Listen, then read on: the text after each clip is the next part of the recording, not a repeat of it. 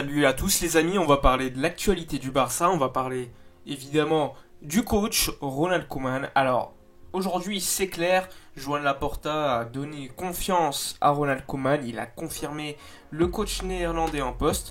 Mais néanmoins on peut se poser la question, est-ce que dans quelques mois, est-ce que lors de la prochaine trêve internationale, est-ce qu'un autre coach arrivera? Est-ce que c'est simplement pour gagner du temps, etc. etc. Alors, on va quand même revenir avant, juste sur la chronologie des faits.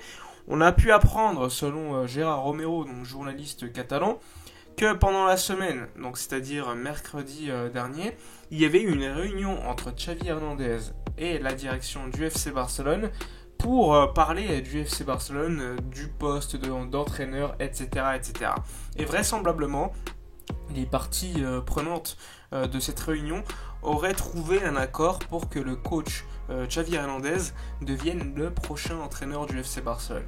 Néanmoins, le jeudi, le vendredi, il y a eu une réunion ensuite avec Ronald Koeman pour trouver un accord pour finalement qu'ils se mettent en accord sur les indemnités de licenciement.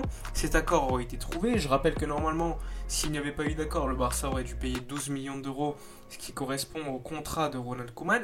Finalement, avec cet accord trouvé, la somme était moindre. Néanmoins, changement de cap le samedi matin. Réunion entre Rafa Yuste et Joan Laporta. Donc Rafa Yuste, c'est le vice-président du FC Barcelone, qui convainc Joan Laporta de laisser du temps à Ronald Koeman. On n'en sait pas plus, mais c'est ce qui se dirait selon les médias catalans. Et du coup, le samedi ensuite, un peu plus tard dans la journée, Joan Laporta et Ronald Koeman ont une discussion et Joan Laporta donne de la marge à Ronald Koeman. C'est-à-dire que selon les médias catalans, lors des prochains matchs, encore une fois, s'il y a des mauvais résultats, surtout qu'il y aura le retour de certains joueurs, donc il y aura un peu moins d'excuses pour Ronald Koeman, si les résultats ne suivent pas, il est fort probable que cette fois-ci, Ronald Koeman quitte le FC Barcelone. On ne connaît pas forcément les détails de cette confiance entre Koeman et Laporta. Peut-être qu'il y a eu un accord, je te laisse confiance, mais si ça marche pas, tu pars avec un peu moins d'argent. On ne sait pas forcément ce qui s'est déroulé. Mais ce qui se dit, c'est que le prochain entraîneur du Barça, ça serait Xavi Hernandez. Mais la seule question dont on peut se poser encore, c'est quand Xavi Hernandez viendrait. Est-ce que ce serait lors de la prochaine trêve internationale en novembre? Est-ce que ce serait plutôt lors de la trêve de janvier? Est-ce que ça sera qu'en été? Donc pas mal de questions, peu de réponses. D'autres médias parlent encore une fois du fait que si Ronald Koeman reste jusqu'à la fin de la saison, le poste pour Xavi Hernandez ne sera plus garanti, puisque certains coachs seront peut-être sur le marché. On pense à Erik ten Hag, on pense à Antonio Conte, on pense à évidemment d'autres entraîneurs qui pourraient prendre le poste. Donc pour l'instant, ce qu'il faut savoir, c'est que le destin d'un entraîneur, ça peut changer d'une minute à l'autre. Joan Laporta voulait se débarrasser de Ronald Koeman, il n'y avait plus de discussion, plus d'interaction entre les deux. Du jour au lendemain, on ne sait pas pourquoi, ça change. Xavi Hernandez, il y aurait eu un accord. Du jour au lendemain, cet accord, il est déplacé dans le temps. Mais attention, vous le savez, dans le football, tout peut changer. Il suffit d'une année pour qu'un entraîneur qui était censé venir ne vienne plus dans l'immédiat. Donc, dans le football, il faut avoir quand même pas mal de précautions dans nos paroles. On va patienter. Pour l'instant, Ronald Koeman est en poste. Moi, j'estime que si la direction garde Ronald Koeman, c'est surtout parce que financièrement, c'est plus avantageux de le garder que de s'en débarrasser. Parce que comme vous le savez, le Barça aujourd'hui est soumis à un plafond salarial. Un plafond salarial qu'on ne respecte pas forcément. Donc, il faudrait en plus de cela respecter la règle des 1 pour 4, des 25%. C'est-à-dire que si tu vends pour 100 millions, tu peux recruter que pour 25. Donc si tu te débarrasses de Ronald Koeman, tu dépenses environ 12 millions d'euros. Même s'il y avait eu accord, ça aurait été un peu moins. Mais tu pourras investir que 25%. C'est-à-dire que le prochain coach qui aurait remplacé Koeman, il aurait reçu que potentiellement en salaire avec son staff que 25% des indemnités de départ de Koeman. Donc ça aussi, c'est à prendre en compte. La direction, je pense qu'elle gagne du temps. Elle se protège, évidemment. Elle met en avant la figure de Koeman. Mais je pense que de plus en plus, c'est également risqué pour cette direction qui confirme Koeman. Donc d'une certaine manière, prend une responsabilité de le confirmer, et ça peut être risqué pour eux si les résultats ne marchent pas, ne vont pas dans le bon sens. Koeman sera évidemment le premier responsable, car comme souvent, le coach est le premier fusible, mais la direction aura quand même cette responsabilité qu'avant elle n'avait pas, parce que c'était pas eux qui avaient choisi Ronald Koeman comme coach.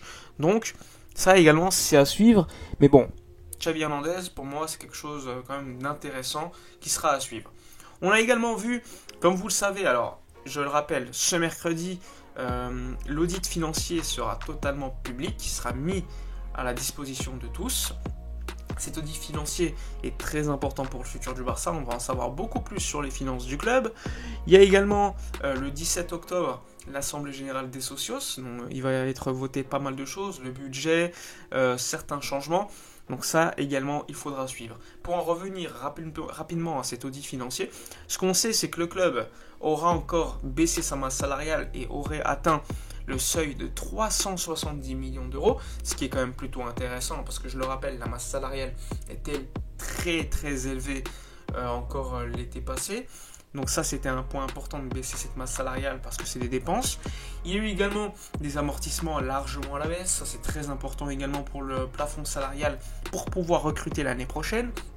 Donc pas mal de choses, des revenus à la hausse, à peu près 25% par rapport à l'année dernière.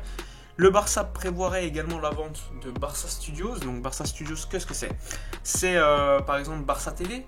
C'est tout ce qui est en rapport avec la création de contenu audiovisuel. Le Barça donc cherche un investisseur qui pourrait prendre 49% des actions de la propriété de Barça Studios et en échange le Barça recevrait 100 millions d'euros. Donc ça, pour l'instant, c'est également à suivre. Le Barça aujourd'hui est en pleine recherche de coupes budgétaires pour évidemment être tranquille dans le futur.